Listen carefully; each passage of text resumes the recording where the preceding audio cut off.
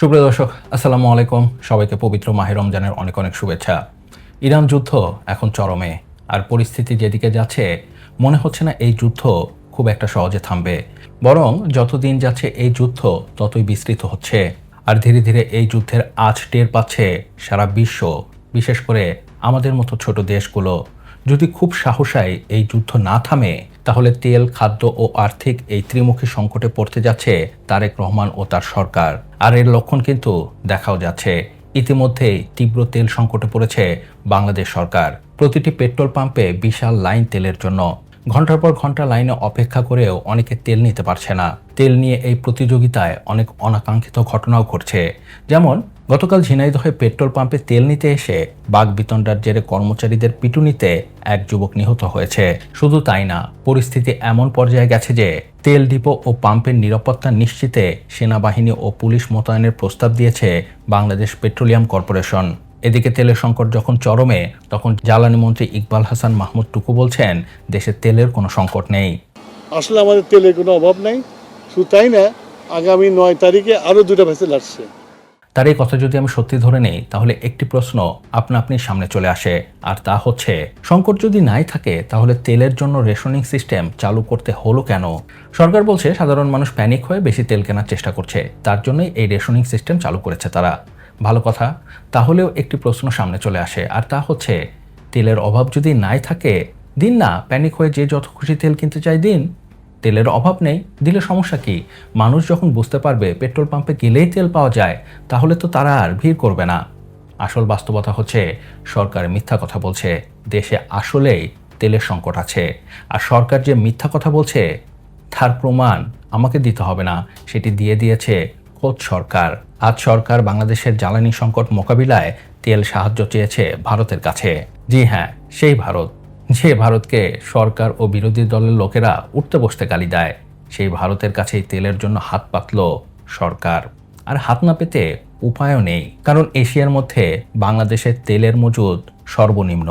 জি, আপনি ঠিকই শুনেছেন, অবাক হবেন না, আরও শুনুন। 2020 সালে তৎকালীন সরকার সিদ্ধান্ত নেয় বাংলাদেশে যাতে কখনোই তেলের সংকট না হয় বা তেল সংকটে না পড়ে, তার জন্য সবসময় 60 দিনের তেল মজুদ রাখার জন্য। কিন্তু বাস্তবতা হচ্ছে বর্তমানে তেলের মজুদ আছে মাত্র 10 থেকে 11 দিনের। তেল মজুদের দিক থেকে আমরা পাকিস্তানের চেয়েও পিছিয়ে। জি, সেই পাকিস্তান, যে পাকিস্তানকে মানুষ এখন ফকির বলে।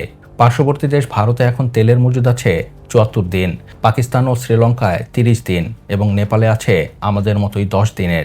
বাংলাদেশের জন্য আরও বড় দুঃসংবাদ হচ্ছে আন্তর্জাতিক বাজার থেকে যে সরকার তেল কিনে চাহিদা মেটাবে তারও উপায় নেই, কারণ ইরান হরমুজ প্রণালী বন্ধ করে দেবার পর থেকে হু হু করে বাড়ছে তেলের দাম।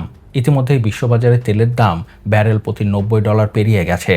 ধারণা করা হচ্ছে আর এক সপ্তাহের মধ্যে এই দাম $110 পৌঁছে যাবে। তাই চাইলেই সরকার তেল কিনতে পারবে না, কারণ সরকারের কাছে টাকাই নেই। বড় ধরনের আর্থিক সংকটে আছে তারেক রহমানের সরকার। ধার করে যে সংকট মেটাবে তারও উপায় নেই, কারণ ইউনূস সরকার মাত্র 1.5 বছরে $9 বিলিয়ন ধার করেছে, যার মধ্যে $4 বিলিয়ন খরচ হয়েছে শুধুমাত্র সরকারি কর্মকর্তা কর্মচারীদের বেতন ভাতা ও পরিচালনা ব্যয়। তাই বর্তমান সরকারের কাঁধে ঝুলছে 23 লক্ষ কোটি টাকার ঋণের বোঝা। এই পরিস্থিতিতে আর ঋণ করা সম্ভব না, আর সরকার চাইলেও কেউ তাকে ঋণও দেবে না। অন্যদিকে টাকা ছাপিয়ে যে এই সংকট মোকাবিলা করবে সরকার, তাও সম্ভব না, কারণ এখানেও আকাম করে গেছে ইউনূস সরকার। ইউনূস ও তার গং তথ্য গোপন করে 50,000 কোটি টাকা ছাপিয়েছে। ফলাফল, এক ধাক্কায় মুদ্রাস্ফীতি বেড়ে 8.58% পৌঁছে গেছে, যা অনেক বেশি। এই অবস্থায় তারেক রহমানের সরকার যদি আবার টাকা ছাপায়, তাহলে আমাদের অবস্থা হবে জিম্বাবুয়ের মতো। বস্তা ভরা টাকা নিয়েও বাজার করা যাবে না। যদিও এখনই নিত্য প্রয়োজনীয় দ্রব্যের বাজারে আগুন, কিন্তু তৈরি থাকুন, এর দাম আরও বাড়বে। কারণ মনে রাখবেন, তেলের সাথে মূল্য বাড়ার একটি সূক্ষ্ম সম্পর্ক আছে। উৎপাদন থেকে শুরু করে বিপণন, সব জায়গায় তেল লাগে।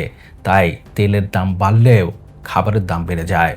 অন্যদিকে ইতিমধ্যেই সারের সংকটে পড়েছে সরকার।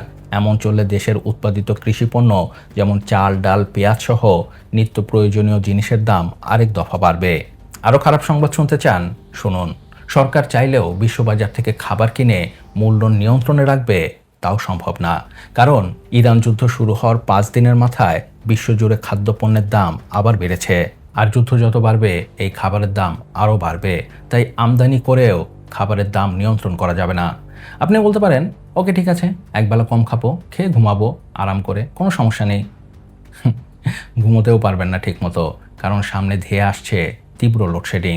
সরকারের কাছে তেলও নেই, টাকাও নেই। তাই তারা বেসরকারি বিদ্যুৎ উৎপাদনকারীদের আগের বকেয়া এখনও পরিশোধই করতে পারেনি। এ পর্যায়ে বেসরকারি কোম্পানিগুলো ইতিমধ্যেই বলে দিয়েছে আগের বকেয়া পরিশোধ না করলে তারা আর বিদ্যুৎ দেবে না। তাই বিদ্যুৎ মন্ত্রী বলতে বাধ্য হচ্ছে, ঋণে ডুবে থাকার চেয়ে লোডশেডিংয়ের কষ্ট সহ্য করা ভালো। সহজ ভাষায়, সামনে সরকারের সামনে কঠিন চ্যালেঞ্জ। কিন্তু প্রধানমন্ত্রী তারেক রহমানকে দেখলে মনে হচ্ছে না সে ফ্যামিলি কার্ডের বাইরে কিছু দেখতে পাচ্ছে। সে পড়ে আছে শুধু ফ্যামিলি কার্ড নিয়ে। দেখুন, আমি ফ্যামিলি কার্ডের বিরোধী না, এতে যদি কারো উপকার হয় খুব ভালো কথা, কিন্তু এখানে প্রশ্ন হচ্ছে প্রায়োরিটির। আপনি নিজে একবার চিন্তা করে দেখুন, ফ্যামিলি কার্ড এখন প্রায়োরিটি নাকি আমি যে সমস্যাগুলোর কথা বললাম সেগুলো প্রায়োরিটি? সরকারের এদিকে কোনো হুঁশ নেই। তাই আপনাদের বলছি, পিঠে ছালা বাঁধুন, সামনে আমাদের ভয়াবহ বিপদ। তো যাই হোক, এ ছিল এই ব্যাপারে আমার বিশ্লেষণ। এ ব্যাপারে আপনার কি মত আমাকে নিচে কমেন্টস করে জানাতে পারেন। আর হ্যাঁ, ভিডিওটি কেমন লাগলো তো অবশ্যই জানাবেন, আর প্লিজ সাবস্ক্রাইব করতে ভুলবেন না।